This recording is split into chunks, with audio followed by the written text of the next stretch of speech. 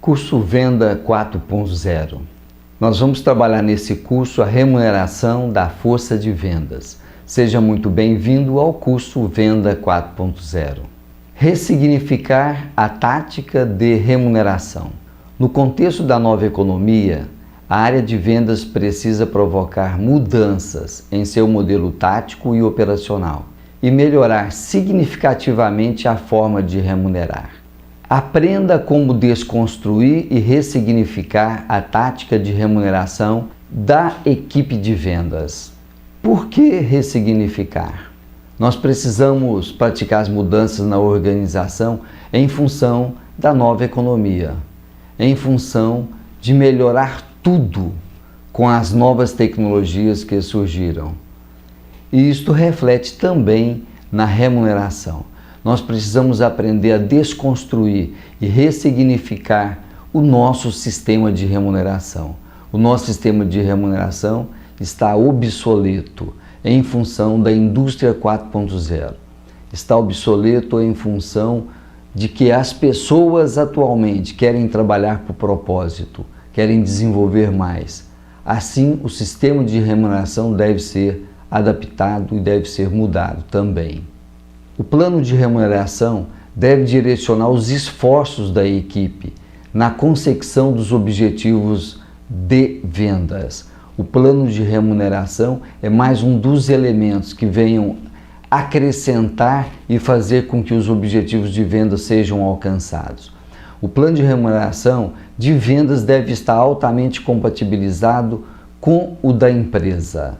Não dá para criar um plano de remuneração para a equipe de vendas dissociado do plano de remuneração da empresa. Ele deve ser alinhado e compatibilizado com o plano de remuneração da própria organização.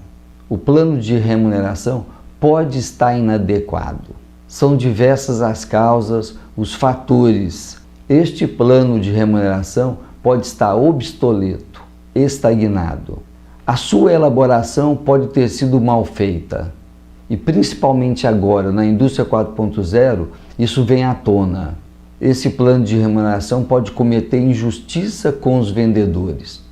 Mudou as técnicas de vendas, mudaram os territórios e pode haver alguma injustiça. O custo pode ser excessivo. Com as novas tecnologias, nós podemos abaixar custos para poder desenvolver as atividades de vendas. Ele pode estar desalinhado com o plano de remuneração da empresa. Requisitos do plano de remuneração. Existem algumas regras fundamentais para desenvolver o plano de remuneração. Primeiro, examinar o contexto indústria 4.0. Eles têm que estar alinhados com a indústria 4.0. Calcular as diferenças territoriais. Nenhum território é igual ao outro. Então, as diferenças territoriais devem ser levadas em práticas. Atrair para manter profissionais competentes. Ele tem de ser atraente para termos pessoas competentes dentro da organização. Proporcionar condições de controle de atividades. As atividades precisam ser controladas e o plano de remuneração ele pode contribuir também na forma de controlar essas atividades. Coerência com os objetivos da empresa.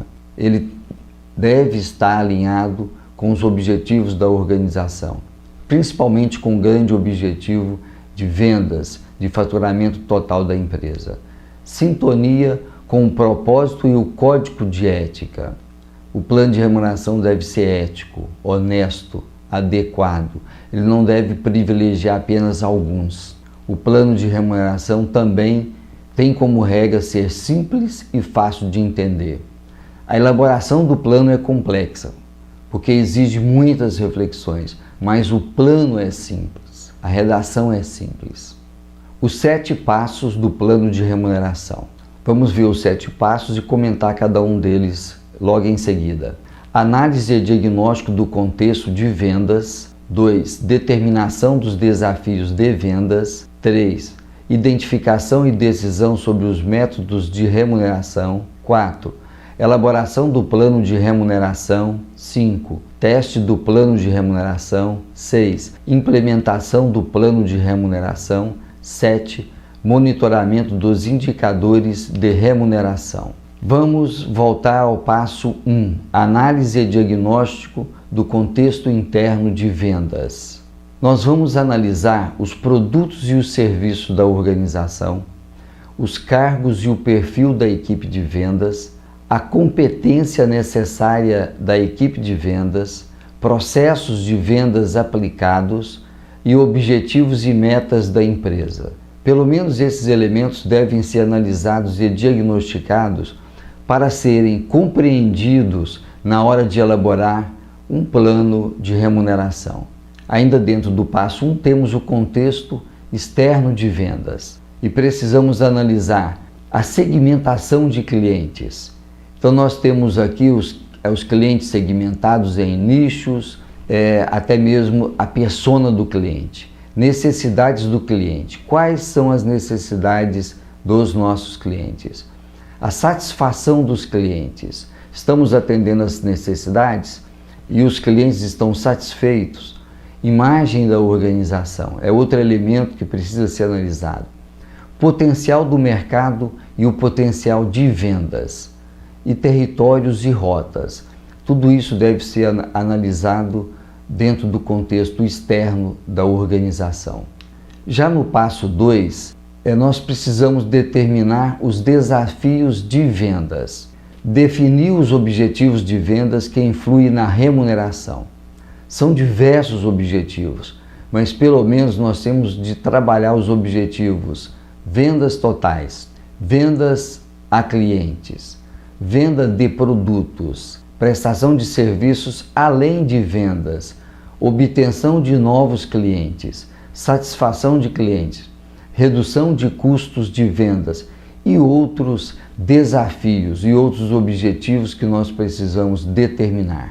Já no passo 3, nós precisamos identificar e decidir qual método de remuneração é o mais adequado para a equipe de vendas. Certamente devem estar alinhados com a organização. Então precisamos definir os métodos de remuneração. Existem vários métodos. A decisão do método de remuneração deve observar a ética e a compatibilização com os demais cargos. O método de remuneração, ele deve ser ético e ele deve estar compatibilizado com os demais cargos. Cuidado para não privilegiar um cargo em detrimento de outros cargos. Nós estamos falando de vendas, mas devemos estar alinhado com os cargos de produção, de finanças, de recursos humanos e outros cargos dentro da organização. O passo 4 é a elaboração do plano de remuneração. O plano de remuneração envolve os itens já apresentados anteriormente. Mas vejamos alguns elementos do detalhamento desse plano de remuneração.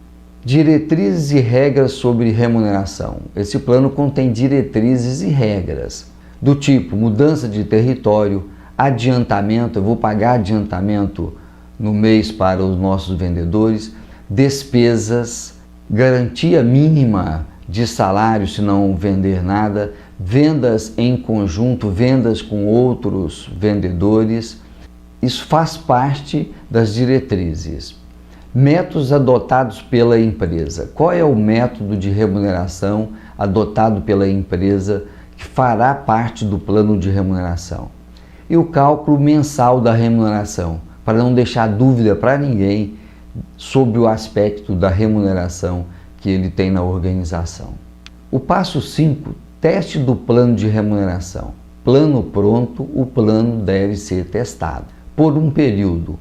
Apenas uma localidade quando a empresa atuar em diversos territórios. Discutir os detalhes de forma ética, buscando a melhor solução para todos, com o máximo de envolvidos. Observar se contribui para atingir os objetivos da organização. Então o plano deve ser testado.